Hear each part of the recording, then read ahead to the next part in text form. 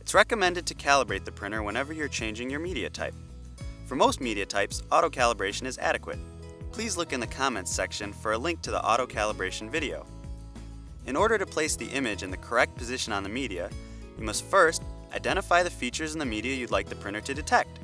Second, you must make sure the sensors in your printer are set up to detect those features. Most media contains features that identify the start position. First, select your media sensing feature in the menu.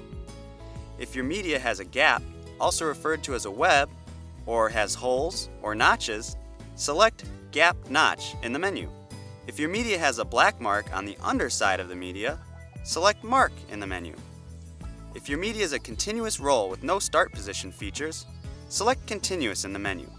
Please note that the label length on continuous media is controlled by the file you're printing.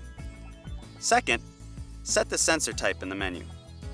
For black mark media, set the sensor type to reflective. For all other types of media, set the sensor to transmissive.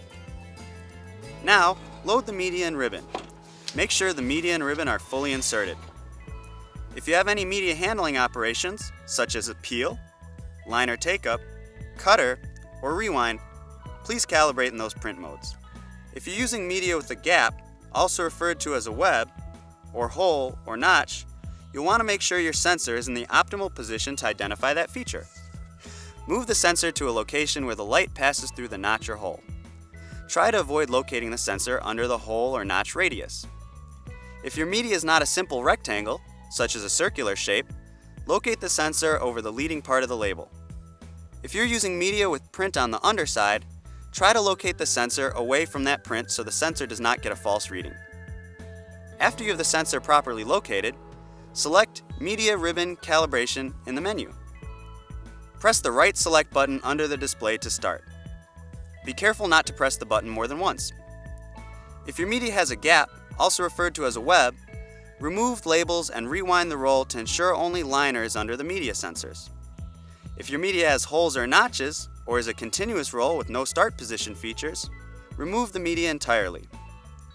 If your media has a black mark on the underside of the media, please ensure the black mark is not under the mark sensor. If you're using ribbon, the ribbon must be removed from the ribbon sensor location on the inboard side of the printer. Close the printhead. When you've completed these steps, press the pause button to continue. When the printer has learned the correct settings, the display will show a Reload All message. When reloading the media and ribbon, make sure the media and ribbon are fully inserted. Be sure that the ribbon is located under the ribbon sensor. If your media has a gap, hole, or notch, be sure that the media and not the gap or hole or notch is under the media sensor. If your media has a black mark, the black mark position does not matter. Be sure that the media is installed correctly. When you have reloaded the supplies, close the printhead and press the pause button to continue. The printer is now calibrating. Media will begin exiting the printer.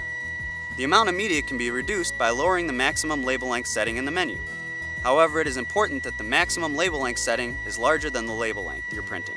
Otherwise, the printer may not correctly calibrate. Please note that the number in the menu is in inches. When calibration is complete, the label should stop in the correct location. You can check that your calibration was successful by pressing the Feed button and ensuring media feeds to the correct location. If you are using special or custom media and having issues calibrating, make sure it meets the ZT400 media specification. If this video is helpful and you'd like to see more videos, please like this video.